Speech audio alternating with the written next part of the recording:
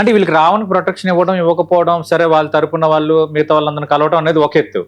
అంటే ఇప్పుడు ఆ కలియుగంలో రావణుడు ఎలా గెలిచాడో అతనే గెలుస్తాడని అంబటి రాంబాబు అంటున్నారు. మాకు సంబంధం లేదని వైఎస్ఆర్ కాంగ్రెస్ పార్టీకి సంబంధించిన మిగతా నేతలు అంటున్నారు. అంటే నేను అదే అంటున్నా, అంటే ఒక కన్ఫ్యూజన్ లో ఎటు వెళ్ళాలో, ఎటు ఏ దారిలో వెళ్తే ఏం ముంచుకొస్తుందో, లేదంటే ఏ దారిలోకి వెళ్తే ఎక్కడ ఓట్ బ్యాంక్ మిస్ అవుతుందన్న భయం ఏమైనా వైఎస్ఆర్ కాంగ్రెస్ పార్టీని వెంటాడుతుందా?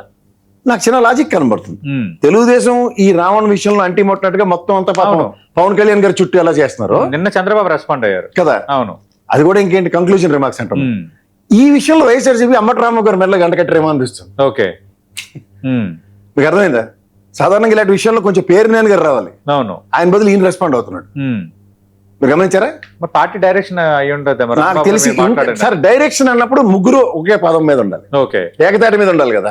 3 డిఫరెంట్ డిస్ప్రపోర్షన్స్, అందులో కోడాలని and as well as Peddireddy గారు ఇద్దరు ఒక లైన్ మీద ఉన్నారు, ఈయన ఒకటి వేరే లైన్ లో ఉన్నారు. అంటే మీరు అలా మాట్లాడండి, ఇతను ఇలా మాట్లాడతారు అన్నది కూడా ఒక డైరెక్షన్ కావచ్చు కదా. అది ఎలా అవుతుందండి మరి? ఇది రాజకీయ పార్టీలు అలా డైరెక్షన్లు ఇస్తే ఓకే ప్లీజ్. నేను అదాడు, అందుకే ఇప్పుడు చర్చ జరుగుతుంది. నేను ఈ రోజు దాకా చూసిన ఏ రాజకీయ ఇప్పుడు పార్టీ అధినేతకి, పార్టీ కీలక నేతలకి ఏమి తెలియకుండానే వీళ్ళు ఇట్లాగా మాట్లాడతారు ఇలాంటి సెన్సిటివ్ ఇష్యూలు.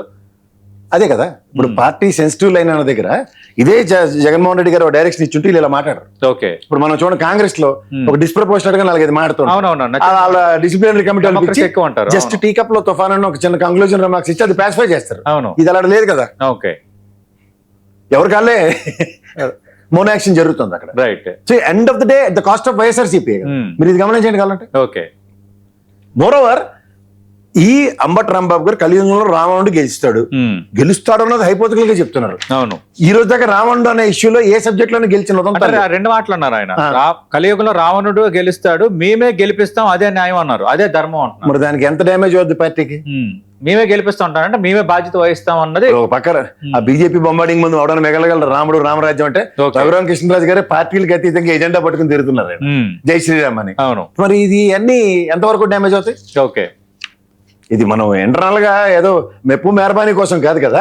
ఓ పబ్లిక్ డొమైన్ లో మీరు ఇవాళ ఇప్పుడు పొద్దు నుంచి 4 సార్లు బిల్ట్లు వేసారు. అవును, సో ఇది ఎక్కడికి లీడ్ అవుతుంది?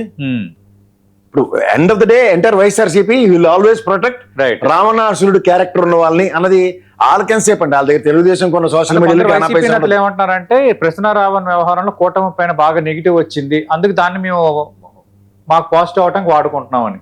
సార్ పాజిటివ్ అవడానికి ఏ సబ్జెక్ట్ మీరు ప్రతిపాదిస్తున్నారు? రైట్. ఇప్పుడు మీరు ఒకటి గుర్తుంచుకోండి, అక్కడ దళిత క్రైస్తవుల మీద అతను అనర్గళమైన స్పీచ్ ఇచ్చి నిజంగా వాళ్ళకి జరుగుతున్న అన్యాయం మీద గలం వినిపించడం అనుకోండి, సపోర్ట్ చేయండి, వీఆర్ నాట్ కాంట్రడిక్టింగ్.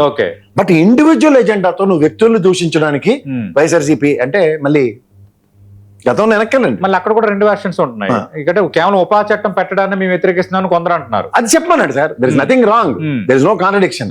ఉపా చట్టాన్ని వీళ్ళు కోర్టు పరంగా ఇప్పుడు పోలీస్ వ్యవస్థ ఉంది సార్.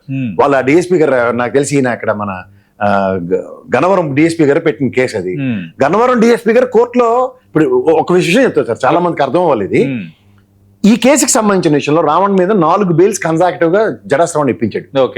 ఈ 4గిట్లోనూ ఎక్కడైనా అతని మీద అభియోగాలు మోపిన ఉదంతో చూపించండి, this are all in the same line అని చెప్పి కోర్టులు ఏవి కాకుండా బెయిల్ ఇచ్చాయి.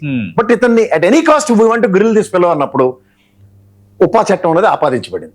ఉపా చట్టం యొక్క పూర్వపరాలు నాకు తెలిసి ఆవిడకి ఎక్స్క్యూజెస్ ఉండవు, if I'm not wrong. But how you can justify that?